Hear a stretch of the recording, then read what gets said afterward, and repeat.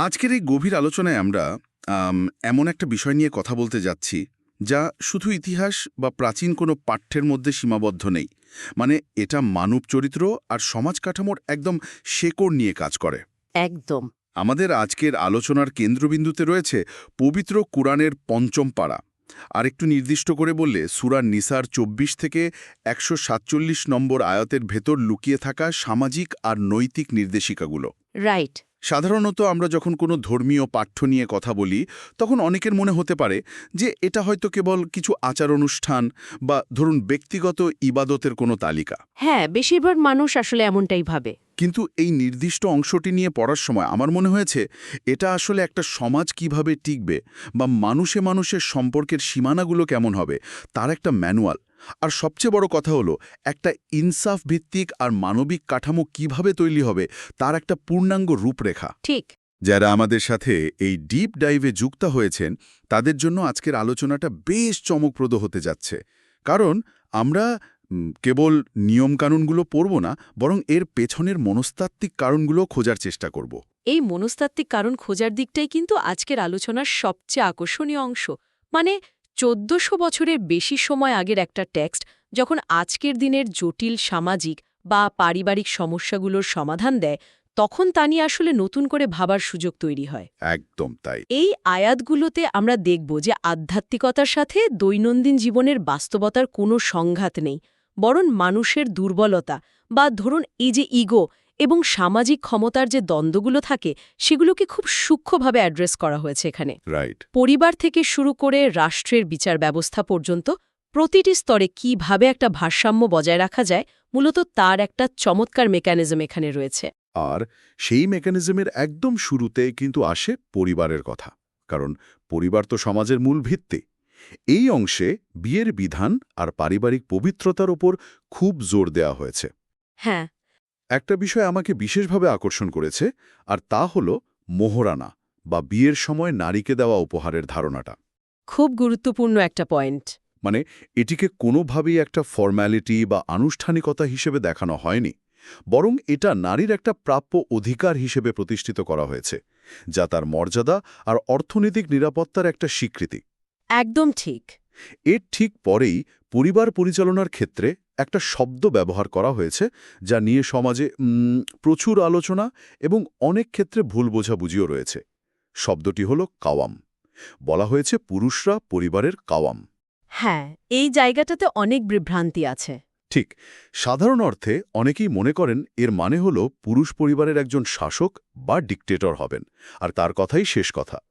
কিন্তু টেক্সটের গভীরে গেলে এই ধারণার সম্পূর্ণ ভিন্ন একটা চিত্র পাওয়া যায়, তাই না? একদম। কওয়াম শব্দটির ভাষাগত আর কাঠামোগত অর্থ বিশ্লেষণ করলে দেখা যায় এখানে আধিপত্য বা ডমিনেশনের কোনো অস্তিত্বই নেই আসলে। আচ্ছা। মূল আরবি ভাষায় এর অর্থ হল এমন একজন ব্যক্তি যিনি কোনো কিছুর দেখাশোনা করেন, রক্ষণাবেক্ষণ করেন এবং তার সুরক্ষার জন্য সার্বক্ষণিক দাঁড়িয়ে থাকেন। ধরুন একটা জাহাজের ক্যাপ্টেনের কথা যদি আমরা ভাবি, হ্যাঁ। তার কাজ শুধু ক্রুদের উপর হুকুম চালানো নয়, বরং ঝড় বৃষ্টি বা বিপদের সময় পুরো জাহাজের আর যাত্রীদের নিরাপত্তা নিশ্চিত করার মূল দায়ভার কিন্তু তার কাঁধেই থাকে। রাইট। ঠিক একইভাবে পরিবারে একজন পুরুষকে যখন কাওয়াম বলা হচ্ছে, তখন আসলে তাকে ক্ষমতার কোনো লাইসেন্স দেওয়া হচ্ছে না, বরং একটা বিশাল দায়িত্বের চাদর পরিয়ে দেওয়া হচ্ছে। মানে দায়িত্বশীলতা। এক্স্যাক্টলি। এর মানে হল পরিবারের আর্থিক প্রয়োজন মেটানো, শারীরিক ও মানসিক নিরাপত্তা দেওয়া এবং যে কোনো সংকটে ঢাল হয়ে দাঁড়ানোর প্রাথমিক দায়িত্বটা তার। এটি মূলত একটা সেবামূলক নেতৃত্ব বা সার্ভেন্ট লিডারশিপের চমৎকার উদাহরণ। এই সার্ভেন্ট লিডারশিপের ধারণাটা যখন পরিবারে প্রয়োগ করা হয় তখন সম্পর্কের ডায়নামিক্স কিন্তু একদম বদলে যায়। হ্যাঁ, পুরোপুরি। তারপরও মানুষ তো রক্তমাংসের, তাদের মধ্যে ভুল বোঝাবুঝি তো হবেই। দাম্পত্য সম্পর্কের ক্ষেত্রেও যখন বিরোধ বা চরম কলহ দেখা দেয় তখন এই টেক্সট এমন একটা সমাধানের কথা বলে যা আধুনিক যুগের কাপলস কাউন্সেলিং বা রিলেশনশিপ থেরাপির একটা চমৎকার আদিরূপ হতে পারে। দারুণ বলেছেন বিষয়টা। বলা হয়েছে স্বামী স্ত্রীর মধ্যে যদি বিচ্ছেদের আশঙ্কা তৈরি হয় তবে স্বামীর পরিবার থেকে একজন আর স্ত্রীর পরিবার থেকে একজন সালিশ বা মধ্যস্থতাকারী নিয়োগ করতে। এই যে তৃতীয় পক্ষকে যুক্ত করার বিষয়টা, এটা আমার কাছে দারুণ একটা মনস্তাত্ত্বিক কৌশল মনে হয়েছে। কেন মনে হয়েছে সেটা? কারণ যখন দুজন মানুষের মধ্যে ঝগড়া চরমে পৌঁছায় তখন সেখানে মূলত যুক্তি কাজ করে না, কাজ করে ইগো বা অহংকার। ঠিক এই জায়গাতেই সালিশ বা আরবিট্রেশনের গুরুত্ব সবচেয়ে বেশি। মানে যখন দুজন মানুষ বদ্ধ ঘরের ভেতর নিজেদের নিয়ে ঝগড়া করে, তখন তারা একটা বাইনারি চিন্তার মধ্যে আটকে যায়। বাইনারি চিন্তা মানে হলো আমি সঠিক আর তুমি ভুল। এই অবস্থায় কেউ কাউকে বিন্দুমাত্র ছাড় দিতে চায় না। কিন্তু যখন উভয় পক্ষের দুজন শুভাকাঙ্ক্ষী মানুষ সেখানে মধ্যস্থতাকারী হিসেবে বসেন, তখন সেই আবেগের জায়গাটি যুক্তির আলোতে আসার সুযোগ পায়। রাইট। মধ্যস্থতাকারীরা নিরপেক্ষ দৃষ্টিকোণ থেকে পরিস্থিতি মূল্যায়ন করতে পারেন। তারা স্বামী স্ত্রী দুজনেকেই তাদের অন্ধ রাগ থেকে বের করে এনে সমস্যার মূল কারণটা দেখাতে সাহায্য করেন। ফলে অহংকারের লড়াইটা থেমে যায়। আর সবচেয়ে চমৎকার ব্যাপার হলো, হ্যাঁ বলুন। এখানে উভয় পরিবারকে যুক্ত করার মাধ্যমে বোঝানো হয়েছে যে একটা বিয়ে শুধু দুজন মানুষের না, বরং দুটি পরিবারের বন্ধন। তাই এটা ভাঙা গাগে তা রক্ষার সর্বোচ্চ চেষ্টা করাটা একটা সামাজিক দায়িত্বও বটে। একদম ঠিক। আর সম্পর্ক রক্ষার এই চেষ্টার পাশাপাশি সমাজের বৃহত্তর পরিসরেও ভারসাম্য বজায় রাখার সুস্পষ্ট রূপরেখা কিন্তু এখানে দেওয়া হয়েছে। হ্যাঁ, ইবাদতের ঠিক পরপরই। রাইট। শুধুমাত্র সৃষ্টিকর্তার ইবাদত করলেই যে সব দায়িত্ব শেষ হয়ে যাচ্ছে তা কিন্তু না। অত্যন্ত কঠোরভাবে বলা হয়েছে পিতামাতা, নিকটাত্মীয়, এতিম শিশু এবং প্রতিবেশীদের সাথে সদ্ব্যবহার করার কথা। মানে মানুষের প্রতি মানুষের যে দায়বদ্ধতা, সেটিকে স্রষ্টার প্রতি দায়বদ্ধতার ঠিক সমান্তরালে রাখা হয়েছে। এক্স্যাক্টলি। আর এই সামাজিক দায়বদ্ধতার একটা বড় অংশ জুড়ে রয়েছে আমানত বা গচ্ছিত সম্পদের বিষয়টা। নির্দেশটা খুবই স্পষ্ট যে আমানত তার যোগ্য মালিককে অবশ্যই ফিরিয়ে দিতে হবে। এটাকে একটা পবিত্র দায়িত্ব হিসেবে দেখানো হয়েছে। হ্যাঁ, আর আমানতের এই ধারণাটা কিন্তু কেবল টাকা পয়সা বা সম্পদের মধ্যে সীমাবদ্ধ নেই।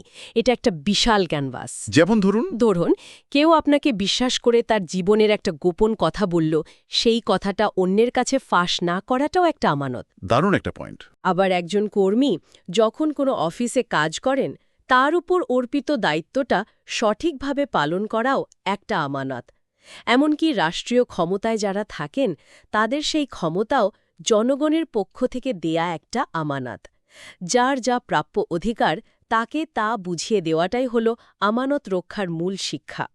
আর যে সমাজে এই আমানত রক্ষার ব্যাপারটা যত বেশি শক্তিশালী, সেই সমাজে মানুষের পারস্পরিক নির্ভরতা আর আস্থাও তত বেশি মজবুত হয়। একদম। এই পারস্পরিক আস্থার জায়গাটিতে একটা খুব ছোট কিন্তু দারুণ ইন্টারেস্টিং বিষয় আমার চোখে পড়েছে। কোনটা?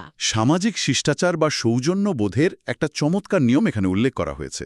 বলা হয়েছে, কেউ যখন কোনো সালাম বা অভিবাদন জানায়, তখন তার চেয়েও সুন্দরভাবে বা অন্তত সমপরিমাণ আন্তরিকতার সাথে তার উত্তর দিতে হবে। হ্যাঁ।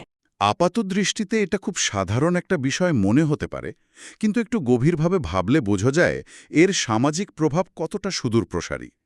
কেউ যদি হাসি মুখে কুশল বিনিময় করে আর অপর প্রান্ত থেকে যদি আরও উষ্ণ অভ্যর্থনা আসে, তখন কিন্তু দুজনের মধ্যেকার সমস্ত অদৃশ্য দেয়াল মুহূর্তে ভেঙে পড়ে। অসাধারণ একটা কথা বলেছেন।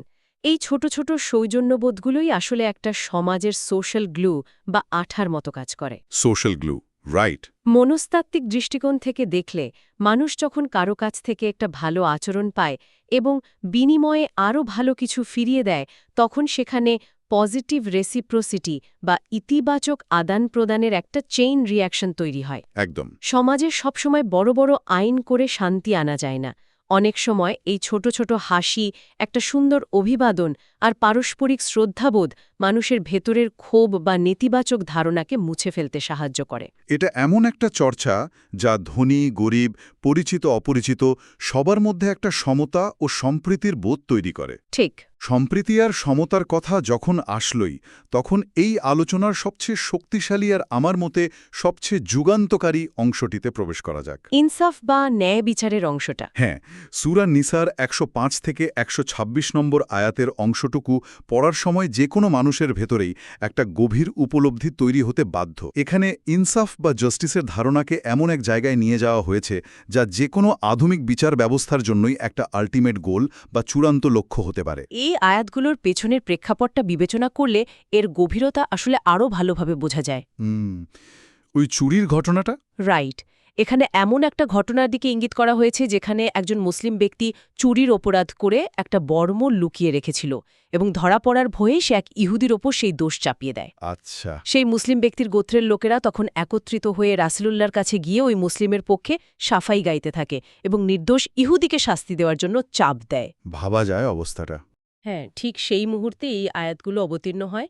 সৃষ্টিকর্তা অত্যন্ত কঠোর ভাষায় নির্দেশ দেন যে কখনোই কোনো বিশ্বাসঘাতকের পক্ষে যেন অবস্থান নেওয়া না হয়। এমনকি অভিযুক্ত ব্যক্তি যদি নিজের ধর্মের, নিজের গোত্রের বা নিজের পক্ষেরও কেউ হয়, আর অপর ব্যক্তি যদি সম্পূর্ণ ভিন্ন বিশ্বাসের বা চরম শত্রুও হয়, তবুও বিচারের ক্ষেত্রে বিন্দুমাত্র পক্ষপাতিত্ব করা যাবে না। এই নির্দেশনার যে কাঠিন্য এবং স্পষ্টতা তা সত্যি শিহরণ জাগানোর মতো। এর মানে হল নিজের সম্প্রদায়ের কাউকে বাঁচানোর জন্য বা আমাদের লোক বলে অপরাধীকে ছাড় দেওয়ার কোনো সুযোগ এখানে রাখা হয়নি। একদমই না। সত্যের খাতিরে নিজের দলের বিপক্ষে গিয়ে রায় দেওয়াটা কিন্তু মোটেও সহজ কাজ না। মানুষের একটা সহজাত প্রবৃত্তি হল ট্রাইবালিস্টিক হওয়া বা নিজ গোত্রের পক্ষে থাকা, কিন্তু এখানে সেই প্রবৃত্তিকে সরাসরি বাতিল করে দেওয়া হয়েছে। হ্যাঁ, বাতিল করে দেওয়া হয়েছে। ন্যায় বিচার কি পরিচয়ের ওপর নির্ভর করবে নাকি সত্যের ওপর? এই প্রশ্নের একদম চূড়ান্ত ফয়সালা এখানে দিয়ে দেওয়া হয়েছে। বিচারকের আসনে বসে সম্পূর্ণ নিরপেক্ষ থাকতে হবে, তা সে যে দলের বা যে ধর্মের মানুষই হোক না কেন। ইনসাফের এই ধারণাটা আসলে একটা সমাজকে ভেতর থেকে শক্তিশালী করে। কিভাবে? যখন সমাজের সাধারণ মানুষ, দুর্বল মানুষ বা ভিন্ন মতাবলম্বী মানুষ এটা বুঝতে পারে যে বিচার ব্যবস্থাটা সম্পূর্ণ অন্ধ এবং সেখানে ক্ষমতা, অর্থ বা পরিচয়ের কোনো প্রভাব খাটে না, তখন সেই সমাজে একটা মানসিক শান্তি বিরাজ করে। রাইট। আর এই কারণেই টেক্সটটিতে বলা হয়েছে যে যে কোনো মতভেদে আল্লাহ ও তার রাসূলের মানদণ্ডে সমাধানের নির্দেশটিকে মনে প্রাণে মেনে নিতে হবে। অর্থাৎ বিচারের এই নিরপেক্ষ মানদণ্ডটিকে বিন্দুমাত্র সন্দেহ বা মানসিক দ্বিধা ছাড়া গ্রহণ করাই হল প্রকৃত বিশ্বাসের লক্ষণ। যখন ইনসাফ প্রতিষ্ঠিত হয় তখন সমাজের দুর্বলতম অংশটিও নিজেদের সুরক্ষিত ভাবতে শুরু করে। একদম ঠিক। দুর্বলদের সুরক্ষার প্রসঙ্গটা এই টেক্সটে বারবার ঘুরে ফিরে এসছে। বিশেষ করে নারী আর এতিম শিশুদের অধিকার রক্ষায় বারবার সতর্ক করা হয়েছে। হ্যাঁ, তৎকালীন সমাজে এতিমদের সম্পদ গ্রাস করা বা নারীদের তাদের ন্যায্য অধিকার থেকে বঞ্চিত করাটা খুব সাধারণ একটা ঘটনা ছিল। কিন্তু এখানে সেই প্রথাগুলোকে সম্পূর্ণ নিষিদ্ধ করে সমাজের এই দুর্বল অংশটি যেন কোনোভাবেই শোষিত না হয় তার একটা আইনি আর নৈতিক সুরক্ষা বলয় তৈরি করে দেওয়া হয়েছে। রাইট। এর পাশাপাশি আরেকটা বিষয় আমাকে খুব অবাক করেছে, তা হল সৃষ্টিকর্তার তার সৃষ্টির প্রতি সহানুভূতি এবং বিধানের সহজীকরণ। এই সহজীকরণের বিষয়টা মানব জীবনের বাস্তবতার একটা দারুণ স্বীকৃতি। আমরা যদি সফরের বা ভ্রমণের সময়ের কথা ধরি, তখন নানা রকম কষ্ট আর অনিশ্চয়তা থাকে। এই জন্য ভ্রমণের সময় নামাজ সংক্ষিপ্ত করার বা কসর পড়ার অনুমতি দেওয়া হয়েছে। হ্যাঁ, আর আরও বিস্ময়কর হল সালাতুল খাউফ বা ভয়ের সময় নামাজের বিধান। ও হ্যাঁ, কল্পনা করুন একটা যুদ্ধের ময়দানের কথা, যেখানে যে কোনো মুহূর্তে আক্রমণ হতে পারে, জীবন মৃত্যুর সন্ধিক্ষণ চলছে। সেখানেও নামাজ মাপ করা হয়নি, কিন্তু তার পদ্ধতিটাকে একদম বাস্তবসম্মত করে দেওয়া হয়েছে। রাইট। নির্দেশ দেওয়া হয়েছে যে একদল যখন অস্ত্র হাতে পাহারায় থাকবে তখন অন্য দল নামাজ পড়বে এবং তারপর তারা নিজেদের জায়গা অদলবদল করবে। এই সালাতুল খাউফের ধারণাটা একই সাথে আধ্যাত্মিক আর কৌশলগত দিক থেকে অসাধারণ। চরম বিপদের মুহূর্তেও মানুষ যেন তার সৃষ্টিকর্তার সাথে যোগাযোগ বিচ্ছিন্ন না করে, তার একটা উপায় এটা। কারণ এই আত্মিক সংযোগ মানুষকে চরম ভীতির মধ্যেও মানসিকভাবে স্থির রাখতে সাহায্য করে। একদম। আবার একই সাথে অন্ধভাবে এবাদাত করতে গিয়ে যেন শত্রুর আক্রমণের শিকার না হয়, সেজন্য সতর্কতার সুরক্ষাকেও নামাজের অবিচ্ছেদ্য অংশ করা হয়েছে। স্রষ্টা এমন কোনো বোঝা চাপিয়ে দেন না যা মানুষের পক্ষে বহন করা অসম্ভব, এই মেসেজটা এখানে খুব স্পষ্টভাবে দেওয়া হয়েছে। এই যে বিপদের সময়ে মানসিক প্রশান্তি ধরে রাখা, এর একটা বড় উদাহরণ হলো হিজরত বা দেশ ত্যাগের প্রসঙ্গটা। রাইট। একে অন্য জায়গার চলে যেতে বাধ্য হয়, তাদের জন্য এখানে বিশাল এক সান্ত্বনা রয়েছে। বলা হয়েছে এই পৃথিবী অনেক বড়। হ্যাঁ, আর যারা এই ত্যাগের পথ বেছে নেয় তাদের জন্য প্রশস্ত রিজিক আর মহান পুরস্কারের প্রতিশ্রুতি রয়েছে। যারা ঘরবাড়ি হারিয়ে মানসিকভাবে সম্পূর্ণ বিধ্বস্ত অবস্থায় থাকে, তাদের জন্য এই প্রতিশ্রুতি একটা অসাধারণ সাইকোলজিক্যাল ফার্স্ট এইড বা প্রাথমিক মানসিক চিকিৎসার মতো কাজ করে। এটা তাদের নতুন করে শূন্য থেকে ঘুরে দাঁড়ানোর অসীম সাহস যোগায়। একদম। সাহসের এই বার্তাগুলোর পাশাপাশি সমাজকে পরিচ্ছন্ন রাখার জন্য কিছু কঠোর সতর্ক বার্তাও কিন্তু দেওয়া হয়েছে। এর মধ্যে সবচেয়ে গুরুত্বপূর্ণ হল বিশ্বাস আর শিরকের বিষয়টা। হ্যাঁ, বলা হয়েছে যে সৃষ্টিকর্তা চাইলে মানুষের যে কোনো অপরাধ ক্ষমা করতে পারেন, কিন্তু তওবা বা অনুশোচনা ছাড়া শিরক অর্থাৎ আল্লাহর সাথে কাউকে অংশীদার করার অপরাধ তিনি কখনোই ক্ষমা করবেন না। এটা হলো সেই চূড়ান্ত সীমানা যা অতিক্রম করার কোনো সুযোগ নেই। আর এর ঠিক সমান্তরালেই আরেকটা অত্যন্ত সংবেদনশীল বিষয় নিয়ে আলোচনা করা হয়েছে, তা হল মুনাফিকদের আচরণ এবং পরিণতি। হ্যাঁ, মুনাফিকদের ব্যাপারটা। মুনাফিক বা যারা মুখে ইসলাম বা সত্যের কথা স্বীকার করে কিন্তু ভেতরে ভেতরে গভীর শত্রুতা পোষণ করে, তাদের বিষয়টা যে কোনো সমাজের জন্যই এক ভয়ঙ্কর ব্যাধি। রাইট। একজন প্রকাশ্য শত্রুর চেয়ে একজন গোপন শত্রু অনেক বেশি ক্ষতিকর, কারণ সে বিশ্বাসের ছদ্মবেশে ঘরের ভেতরে ঢুকে যায় আর সমাজের মূল ভিত্তি বা ট্রাস্টকে ভেতর থেকে ধ্বংস করে দেয়। একদম। তারা সমাজের বুন বা ফ্যাব্রিকটাকে এমনভাবে নষ্ট করে যে মানুষ আর একে অপরকে বিশ্বাস করতে পারে না। এই কারণে তাদের পরিণতি সম্পর্কে অত্যন্ত কঠোর ভাষায় বলা হয়েছে যে মুনাফিকদের অবস্থান হবে জাহান্নামের একদম সর্বনিম্ন স্তরে। এই কঠোরতা মূলত তাদের অপরাধের সামাজিক ক্ষতিকর প্রভাবের মাত্রাকেই নির্দেশ করে। সমাজকে ভেতর থেকে যারা ধ্বংস করে তাদের জন্য এই কঠোর শাস্তি খুবই যৌক্তিক। তবে এই কঠোরতার মধ্যেও কিন্তু ক্ষমার একটা দরজা সবসময় খোলা রাখা হয়েছে। হ্যাঁ, সেটা তো বটেই। পরিষ্কারভাবে বলা হয়েছে, যারা নিজেদের ভুল বুঝতে পেরে ফিরে আসবে, তওবা করবে এবং নিজেদের সংশোধন করে নেবে, তাদের ওপর এই শাস্তি পতিত হবে না। অর্থাৎ একজন মানুষ যতই অপরাধ করুক না কেন, সে যদি অনুতপ্ত হয়ে একটা সৎ জীবন শুরু করতে চায়, তবে সেই সুযোগ তাকে দেয়া হয়েছে। এটা মানুষের প্রতি চরম হতাশার মাঝেও আশার আলো জ্বালিয়ে রাখে। আর এই আশার আলো আর ইনসাফের মানদণ্ডগুলো মিলেই কিন্তু একটা পরিপূর্ণ সমাজ ব্যবস্থার রূপরেখা তৈরি হয়। একদম। আমরা যদি আজকের এই পুরো আলোচনার মূল সুরটির দিকে তাকাই, তাহলে স্পষ্ট বুঝতে পারব যে এই প্রাচীন আয়াতগুলো আসলে কোনো শুষ্ক আইনের বই না। এটা হলো মানবীয় সম্পর্কের একটা অত্যন্ত ডাইনামিক আর ভারসাম্যপূর্ণ ম্যানুয়াল। রাইট। কিভাবে পরিবারের ভেতরে শান্তি বজায় রাখতে হবে, কিভাবে সমাজের এতিম আর দুর্বলদের রক্ষা করতে হবে, কিভাবে আমানতকে পবিত্র জ্ঞান করতে হবে এবং কিভাবে নিজ সম্প্রদায়ের মানুষের বিরুদ্ধে গিয়েও সত্য ও ইনসাফের পথে অটল থাকতে হবে, এর প্রতিটি নির্দেশনাই একটা সুস্থ সমাজের ভিত্তিপ্রস্তর। আর ঠিক এই কারণেই এই আলোচনাগুলো কেবল ইতিহাসের পাঠ নয়, বরং আমাদের বর্তমানের জন্য অত্যন্ত প্রাসঙ্গিক। আজকের এই আধুনিক আর তথ্যে ভরপুর বিশ্বে, যেখানে প্রযুক্তি আমাদের অনেক দূর এগিয়ে নিয়েছে, সেখানেও কিন্তু আমরা প্রতিদিন সম্পর্কের অবক্ষয়, ক্ষমতার অপব্যবহার আর অবিচারের গল্প শুনি। হ্যাঁ, প্রতিনিয়তই। সেই জায়গা থেকে এই নীতিগুলো যেন আমাদের পুনরায় মনে করিয়ে দেয়, মানুষ হিসেবে আমাদের মূল দায়িত্বগুলো কি। যারা শুনছেন তাদের কাছে বিদায় নেওয়ার আগে আমি সম্পূর্ণ নতুন একটা ভাবনার জায়গা তৈরি করে দিয়ে যেতে চাই। চমৎকার। আমরা একটু আগে আমানত রক্ষার বিষয়টা নিয়ে দীর্ঘ কথা বলেছি। বলা হয়েছে, যার যার প্রাপ্য তাকে তা ফিরিয়ে দিতে হবে। একটু কল্পনা করা যাক, আজকের এই ডিজিটাল যুগে, এই ডেটা আর প্রযুক্তির দুনিয়ায় যদি আমরা এই আমানতের ধারণাটিকে প্রয়োগ করতাম। ওয়াও, দারুণ একটা চিন্তার জায়গা। আজকে আমরা ইন্টারনেটে যে অসংখ্য ব্যক্তিগত তথ্য, ডেটা আর আমাদের প্রাইভেসি বড় বড় কর্পোরেশনগুলোর হাতে তুলে দিচ্ছি, তারা যদি এই প্রতিটি ডেটাকে একটা পবিত্র আমানত হিসেবে গণ্য করত, তাহলে তো পুরো চিত্রটাই বদলে যেত। ঠিক, যদি তারা ভাবত যে ব্যবহারকারীর এই তথ্যগুলোর খেয়ানত করা বা তাদের অজান্তে তা বিক্রি করে দেওয়া একটা ক্ষমার অযোগ্য অপরাধ, তাহলে কি আজকের এই সাইবার জগৎ আর কর্পোরেট দুনিয়া সম্পূর্ণ ভিন্ন একটা রূপ পেত না? আধুনিক ডেটা প্রাইভেসি আইনের চেয়েও কি এই নৈতিক আমানতের বোধ আমাদের অনেক বেশি নিরাপদ করতে পারত না? অবশ্যই পারত। এই প্রশ্নটি আজ সবার ভাবনার জন্য রেখে যাচ্ছি। আশা করি আজকের এই ডিপ ডাইভ আমাদের চারপাশকে নতুন একটা দৃষ্টিকোণ থেকে দেখতে সাহায্য করবে। আগামী আলোচনায় আবারও এমন কোনো গভীর বিষয় নিয়ে কথা হবে।